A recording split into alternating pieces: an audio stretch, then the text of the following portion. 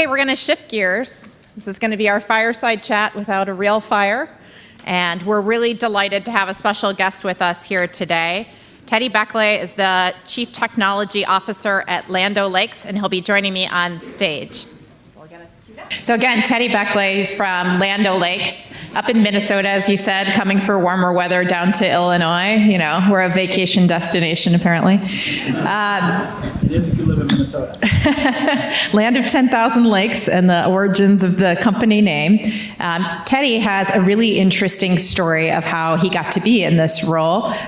His life story, I found one to be very interesting to hear about. And so before we get into what he does and his leadership as an executive at Land O'Lakes, I thought maybe he could start by telling us a little bit of his upbringing, which started in Ethiopia and ended in Italy as a child, and then eventually brings him to the States to be in college. So Teddy, can you share a little bit about your experiences growing up in Ethiopia? Yeah, happy to do so. And thanks for having me, first of all. It's a real pleasure to be here and a real honor. And I love, this is the type of, instead of doing presentations, this is probably one of the better formats for me, and it's easy to tell my story. So I was born in Ethiopia. My dad was an agronomist first, and then he eventually became a farmer. He farmed about 400 acres of corn, wheat, and cotton. This was about the early 70s, mid 70s, and then about the late 70s, a dictator took over the country and nationalized the land, which meant all farmers lost their land overnight, and they had really three options. Number one, you can quit farming. Number two, you could work for the government, but your income was always unknown. Or number three, you got shot if you didn't abide by those rules. So most farmers took door number one. They quit farming. And so when they quit farming, the country went into famine and crisis and all kinds of things you've read about Ethiopia in the 80s. My dad stayed in agriculture. He actually ended up buying crop protection from Bayer in Europe, and as well as manufacturing equipment from Fiat in Italy, and then sold that back into Africa and Eastern Africa. And in the mid-'80s, we actually ended up moving to Italy because the situation got pretty bad in Ethiopia. And so that's the environment I grew up in, right? So it was around agriculture, it was around sort of this, we had a farm, and then we lost the farm, and then he did crop protection and had business. And things got crazy when, between the European bureaucracy and then the African corruption, he had a lot of bad deals go through. So he just struggled throughout the 80s. So I remember when I was going to college, we had this deep conversation about what are you going to do when you graduate college? And my dad asked me that question, and I was ready to answer, but it was a rhetorical question, right? He said, there's two things you are not going to do, right? He said, one, you are not going to get into music. and I looked at him, and he's like, you're not very good. Let me just be honest. Actually, if you have the exact translation, it's like you're not worth a shit. But that was my dad. And then number two, he said, don't even think about agriculture, right? He said, it's been rough. He loved farming. He loved everything there was about farming and the whole industry, but he just said he struggled. So he said, go be a lawyer, go be an engineer, go do something else like that. And that was one point we agreed upon. So I went to school for mechanical engineering. I loved cars, wanted to build cars and all that kind of fun stuff. Somehow ended up into more industrial manufacturing, power generation at one point, and then industrial manufacturing. Got into technology during the dot-com days. And I won't say it was foresight knowing technology was coming. Really what had happened at the time was I joined this company and they had this dot-com team. And it was really trying to mimic what Silicon Valley was doing. And what they were trying to do was, really kind of how do we figure out this internet thing, right?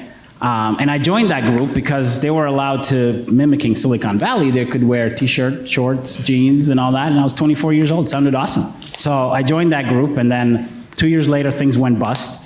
So that didn't kind of work out that way, but I had a mentor that said, if you stay in agriculture, or if you stay in technology, things will, it's just a speed bump.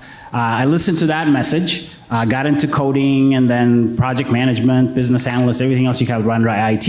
And then after that, really kind of flourished in that role. and really is when software made it into mechanical products. That's when things got interesting, right? So we made large air compressors, large air conditioners, door keys, and somehow sensors made themselves into these mechanical products, and then you could build a UI on top of the data coming from that, and then make decisions not being where the equipment was located. So that kind of got me into an interesting role and had a really fun job at the Ingersoll Rand, spent 15 years there. And then I had this friend that was at Land O'Lakes and said, hey, based on kind of what you're doing and this whole technology thing becoming bigger in the industry, I think it'd be interesting if you came to look at Land O'Lakes and what we're doing in agriculture, in animal nutrition, and even in the CPG space. And all I knew Land O'Lakes for at the time was for butter, as probably most of you, right? I didn't realize that the big agriculture side of Land O'Lakes, and everybody was at the time, if you're at Land O'Lakes, you'd love to talk about, yeah, butter is awesome, we love it, keep buying it, it's great for us, but everybody wants to talk about the other stuff, like, hey, we have a bigger company in ag and all that, thinking when they were telling me that I was gonna be excited about it, and I kept looking at them like, yeah, this is not the company for me. You don't understand, agriculture was out of the cards, But I really had a gentleman that ran our business at the ag business at the time sat down and said, technology will become a competitive advantage in agriculture. And that's why we want to invest into that space. That's why we want to recruit talent that really has some background in it, can understand it, but also could have a passion for developing technology in agriculture. And I remember those words, and it got me inspired. I remember coming back to the hotel room, and my wife thought we were just taking this fun trip to Minneapolis in the summer, and that was it. We're gonna go back to Charlotte and life would be great. And I walked in the room and she looked at me and goes, oh my God, don't tell me we're moving here, And we did move there. She didn't know what the winters were like, and to this day she still looks at me every winter and is like, this was a fun choice, So I am at Land O'Lakes now. I truly enjoy it. I am blessed every day. I enjoy every minute of it. I love the idea of bringing technology into agriculture. The 15 years of experience I had in sort of a different environment, bringing that into ag, developing solutions, working with farmers like my dad, who passed away actually a year after we moved here, is a real honor and blessing to me. And I can see the work ethics and truly you have this greater purpose to serve society, and people live it every day. And it's not just obviously the farmers, yes, they're number one, but even the whole industry around that really has that feeling, and I love that. So enjoy every minute of it. So it's a fascinating story. And before we dive into the technology and what you're doing now, let's go back a little bit. Some of the things that you shared were about your father's influence, which I thought were very interesting, about him being a small farmer and how that still makes you think today about the importance and how you serve small farms and treat the land. Being adaptable, you talked about that he had to pivot and change a variety of times, become an entrepreneur, get into new businesses as well, and be able to move his family to be able to do what was best for them. You share a little bit about some of those things, or the political influence that you went through that maybe shapes a little bit of your mindset today as you approach business? Yeah, great question. So yeah, I watched my dad, right? So when he lost the farm, I was 2 to 3 years old. So I don't remember the farming side of things. But then he got into, kind of selling crop protection. And I remember him bouncing, he was sort of, he didn't work for a specific company. He worked for himself because, as a farmer, you have sort of that mindset. I guess once you get that becomes part of your DNA, it stays. And so he wanted to work for himself, so he would work with these companies. So it was Bayer at one point, the Cyanamid, for those who remember that one, Rheinland, which is another company out of France, and just, dealing with different cultures. So you're working with Germans at the time, and the French, and then the British, and then the Americans. And so, it just seeing him sort of interact in that space. And then he got into equipment, and so he was buying Fiat, which is now part of Case IH, and or kind of the other way around, but Fiat did have its own agriculture equipment. Dealing with the Italians at the time, that was real fun. Yeah, we can have a side discussion about that one. And I spent 10 years in Italy, so I love the country, but there's a lot of things there. And the languages you had to learn, right? So, English obviously used that, but then German and French and Italian and all those languages, kind of being around that and figuring out how people would communicate and how adaptable my dad was. And I remember at one point, he's deep into all the ag stuff, but then he was thinking, you know what Ethiopia lacks? We don't have enough bicycles, And he wanted to look into how to bring bicycles into the country. It's true farming style, right? Because I talk to farmers today that are truly entrepreneurs, and they get into a lot of different businesses, right? From something that's close to them, they might be dairy producers, and they're now making ice cream, right, and selling it at games and things like that, to, you know, they get into completely into different business, into trucking and you know, having a fleet of 2 or 3 trucks, and they move them around. So that mindset was in my dad as well, and always trying different things. And the one thing I'll give him credit to for, and this has shaped me quite a bit, is his love for technology. You know, he never said he loved technology, right? Like, he would say, oh, this technology thing is ruining our lives and all that, but he was always willing to try the new thing. Like, we always, you know, he had the telex came out, and then we moved from the typewriter to the word processor to the computer. And I would say that even shaped my life, because I remember the day we got a computer, and he got it, and he was all excited about it, and said, yeah, learn how to type on this thing. And I'm like, oh, and I thought it was fun because I could play games, but then I didn't realize that what the job entailed was every single letter that went out, I had to type it, right? And so I learned typing, like, at, you know, I was middle school, and I was typing stuff for him, and all these like agricultural letters, which meant absolutely nothing to me at the time. It was like typing a foreign language, and now I look back at those letters, and it's interesting because it actually makes sense to me. But yeah, so that's kind of the environment I grew up. So it really, one, shaped me from the fact of, like, you know, don't be afraid to try things, embrace technology, but at the same time, just the idea that you always have to constantly look for the next thing. Like, what's the next thing? How can you think beyond just sort of the conventional thing you're in today, but look beyond that a little bit? And so that really has shaped my mind and how I look at technology even today. So speaking of looking at the next thing, you've had a career that included working with Winfield, which is a division of Land O'Lakes, in an information technology capacity. But then along came a year and a half ago, a really dynamic new CEO of Land O'Lakes. Beth Ford joins, and she saw an opportunity for the next thing of the company. And she speaks a lot about disruption in the business and the digital future. And she smartly decided that Teddy should become the Chief Technology Officer. Can you tell us a little bit about how Land O'Lakes has changed in your history of being with the company, and where you think it's changing and pivoting to in this new era? Yeah. So I joined Land O'Lakes about 7 years ago, and the way I came into the organization was in the Winfield United Group, which is the crop input side of the business. And I came in as the CIO, like the CIO for that group. Essentially, you manage the IT budget. Those are all the system, network, security, everything you think of IT, yeah, that part of it. And then they had this sort of tiny portion that was ag technology. This is 7 years ago, right? But they said, this is the piece that we think is growing, and that's kind of why we want you into this role. So you fast forward a little bit, that sort of small part of the budget became a bigger part of the budget, but it became a bigger consumption of my time. So I was spending 90% of my time on that, and only 10% on the traditional IT stuff. So at one point, when we wanted to scale the technology and the adoption of it and how we develop and really kind of have a focused attention on it, the leader of the group decided that we were going to create a P&L just for ag technology within Winfield United. And I ran that P&L for about 2 years, and you know, like, we're developing technology, we're out in the field, working with farmers, working with retailers, looking at adoption of the tool, how do we incorporate it to our greater business, and I was having a complete blast, right? I mean, that was the best of both worlds, where you bring in the IT stuff together, I'm dealing with sort of business issues and adoption issues, and I loved all that. So one day, you know, Beth Ford took over as CEO 18 months ago, and I remember, you know, she was in the job about a month. And I was driving back from southern Minnesota back to Minneapolis, and I get this, there was a text message from Beth that says, can you talk in about 10 minutes?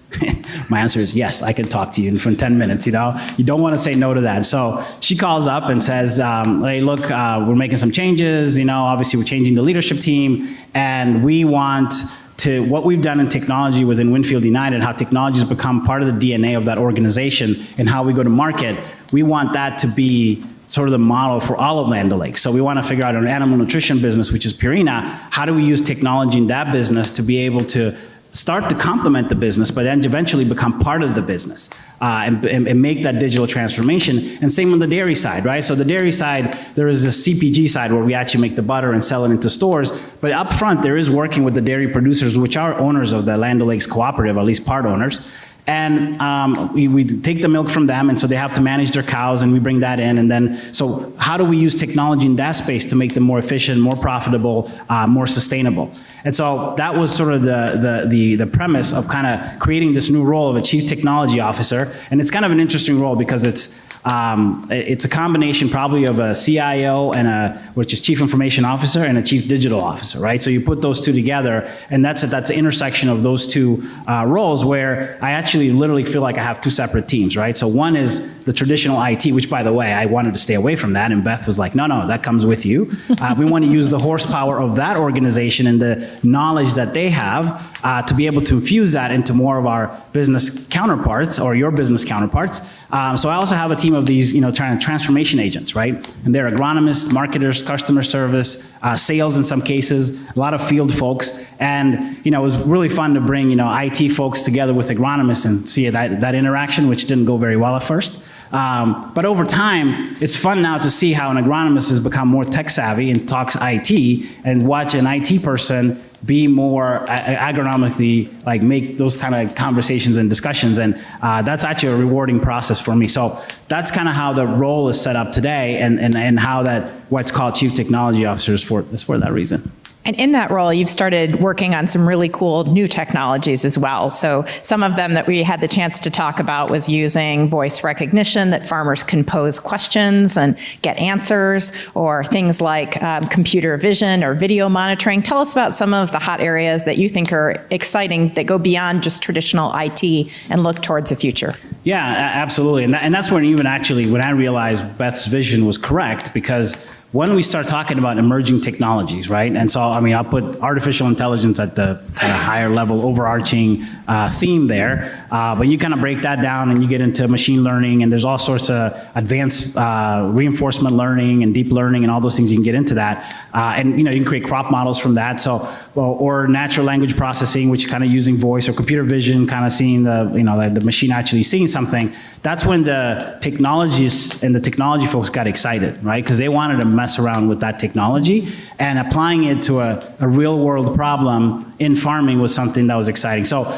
we obviously have a set of tools today that are, we've used remote sensing and modeling and all those types of things, but we are starting to explore a lot of these other areas of artificial intelligence. So the natural language processing, to me, is one that has a lot of potential.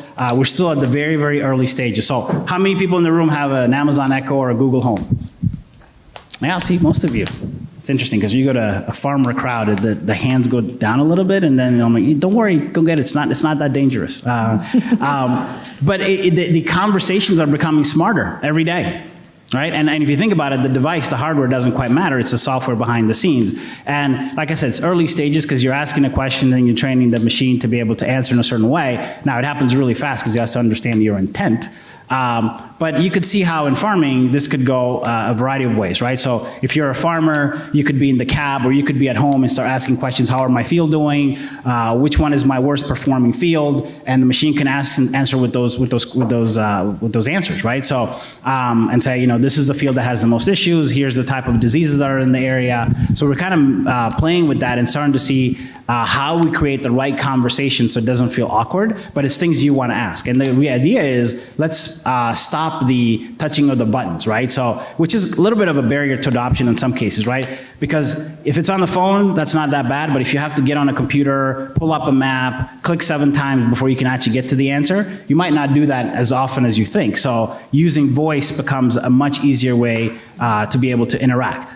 But the one area we've actually had the most success, and the one that seems to be most promising, is we have this thing called the crop protection guide, right? And so this is what goes out to our district sales managers as well as the ag retailers, and it's a book that's about that thick. And it has all the chemistry in it with all the crazy names, and then all the active ingredients and all the modes of operation and all that. And people, you have to, if you actually see an agronomist with this book, they have all these sticky notes that kind of stick out of it, and they have different colors, so they know, like, for this type of active ingredient, this is the page I need to go to. Oh, and for this mode of action, this is the disease that it solves. And what you can do is you can actually digitize the whole thing, and the agronomist can just ask a question and say, what's the best herbicide for crabgrass? And they would say, here's the 5 of the list you can pick from, and what's the mode of action? And it'd say, well, this is the mode of action of the 5. And so then you can all of a sudden, instead of having to hold that book experience, you can actually digitize that whole experience. And by the way, what was interesting about that is that we actually tried to digitize, like put that book on an iPad And it never worked because you could never those sticky notes you had out and the blue one, and you're like, oh, let's flip to this. That was always faster than flipping through the iPad or trying to go through the table of contents and all that type of stuff. So we can see how now voice actually starts to accelerate that a little bit. So I'm really interested in voice recognition technologies. We see a bunch of it out at the research park, and we've also found that certain industries had to retrain the whole vocabulary. So although Amazon and Google have vocabulary that is natural language for many people, when you get into a specialty area, sometimes you've got to start from scratch with your own sort of dictionary of terms and phrases. Are you encountering that with agriculture? And I'll give us an example. One of the companies we work with is Brunswick, and boating terms don't work with some of these. Do agronomist phrases work, or are you building that out from scratch? No, a lot of them do not. Some of the more complicated names, I mean, you didn't think you could stump Google Home, the Google Assistant or Amazon, but you can't.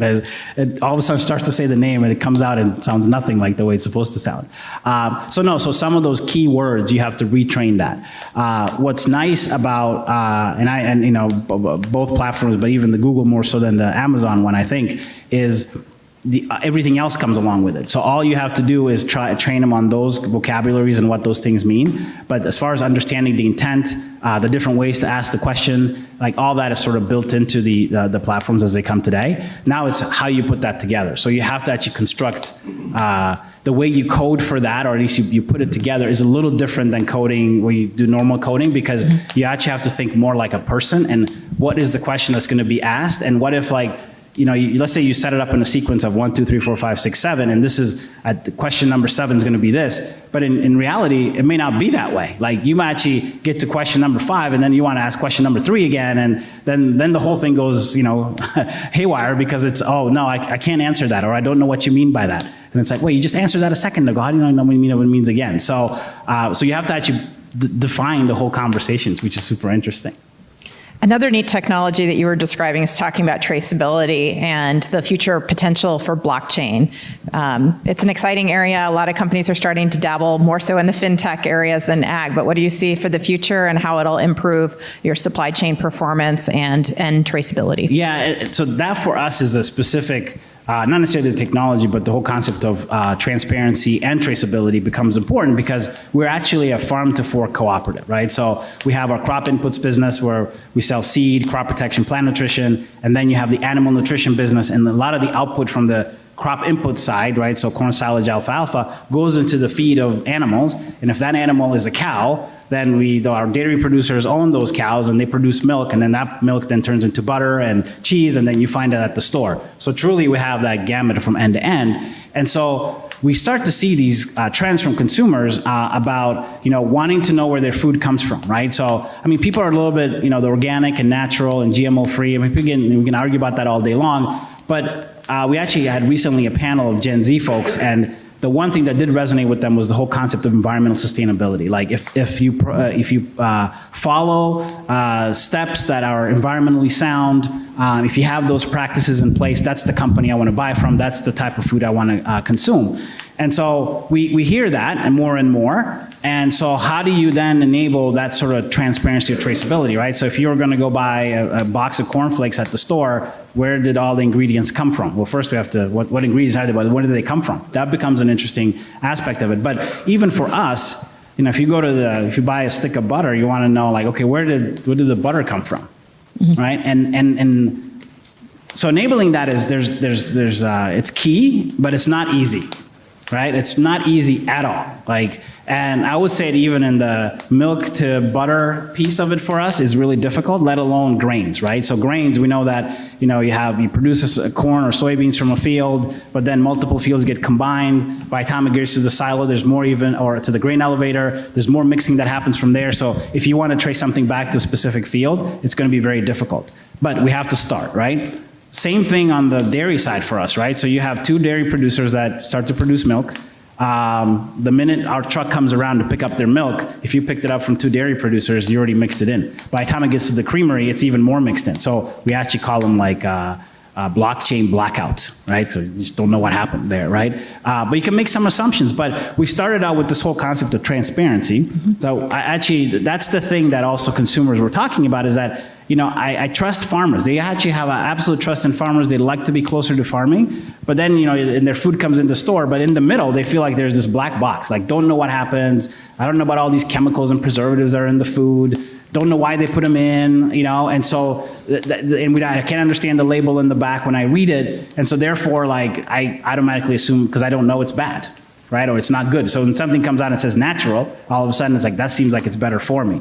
But if we had more transparency in the practices that we have along the way, and kind of open up that black box and really show what happens, then we can start to show a little bit of kind of how the steps work through, and then you can get to maybe traceability. Now, the traceability aspect of it becomes expensive because you'd have to separate out bins and make sure you track things all along the way to make sure you can capture the data all throughout the process. But if consumers are willing to pay more for that, we can absolutely do it. So we start with transparency and then kind of tackling this area of traceability, and blockchain becomes an enabler for that capability.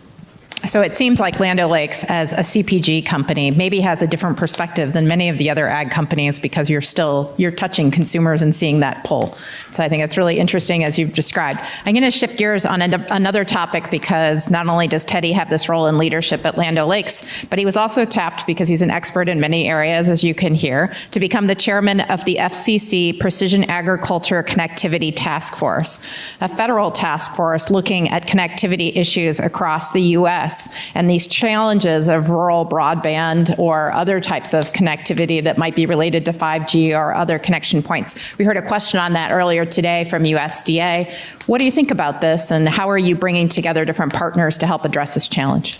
Yeah, so this is a big challenge, right? And connectivity in rural Americas, and something mentioned earlier, like, you sort of have the map covered, and then you have the kind of the blank spots, and that's where farming is. That's absolutely true, but I would say even the areas that are covered in a lot of cases, they just say, like, do we have signal that could potentially reach in that area? That doesn't necessarily mean there's coverage in those spaces. So, but in the last 7 years, just working on ag technology and trying to take that out to the field, the one thing, you work on this app or this application, and you put your heart and soul into it, and then next thing you take it out to the farm, and it doesn't work.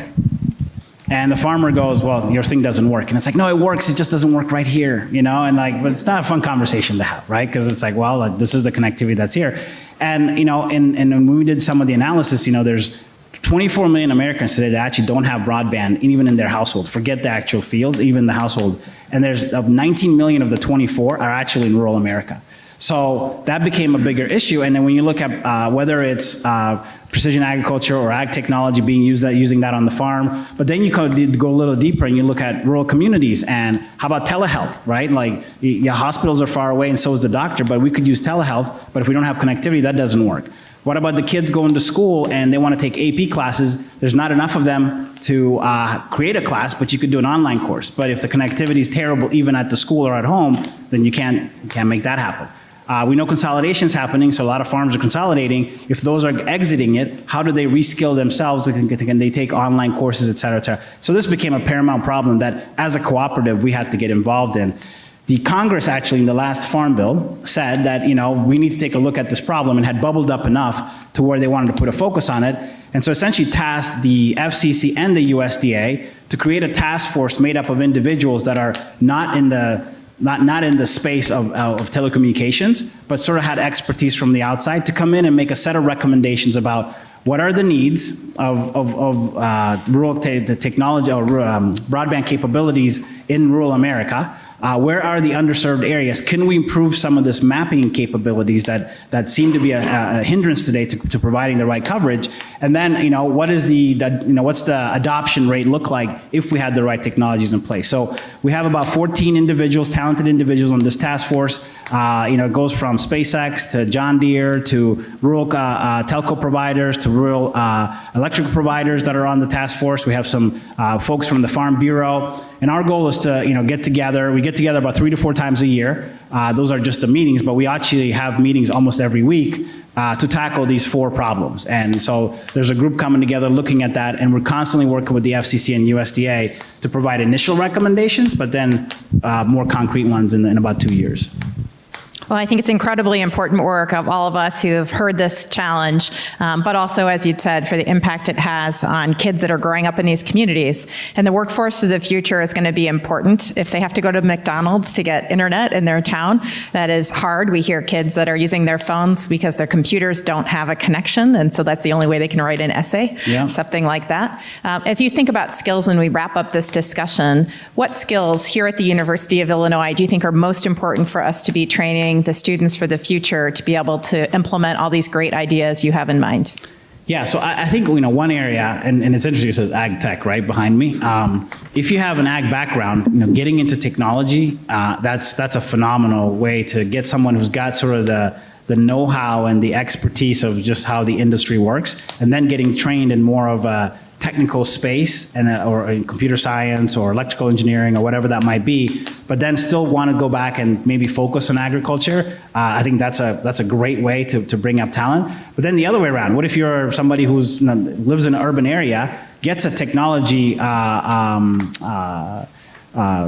degree, like in computer science or whatever that means, but then have a focus in agriculture. And that's why the research park, I think it's a tremendous asset to have here, because that's an opportunity to bring folks that may not be in agriculture, maybe have never had any touch with it, but now have the opportunity to be able to contribute. And as we look at, going forward, a lot of the jobs in agriculture are not going to be in the farming side, right? Like, so you're still going to have the farmer, you're still going to have somebody who needs to run the operations at the local level. But as more the machinery becomes automated, as we start to use more algorithms and somebody's got to decipher what the algorithm does, well, actually, who creates the algorithm? You're going to have folks that sit in a central spot that can answer phone calls really quickly. You're going to have folks that develop the technology. And so that ecosystem is going to change, and we need talent that can fuel and bring that energy, that knowledge, and that excitement and expertise into those domains.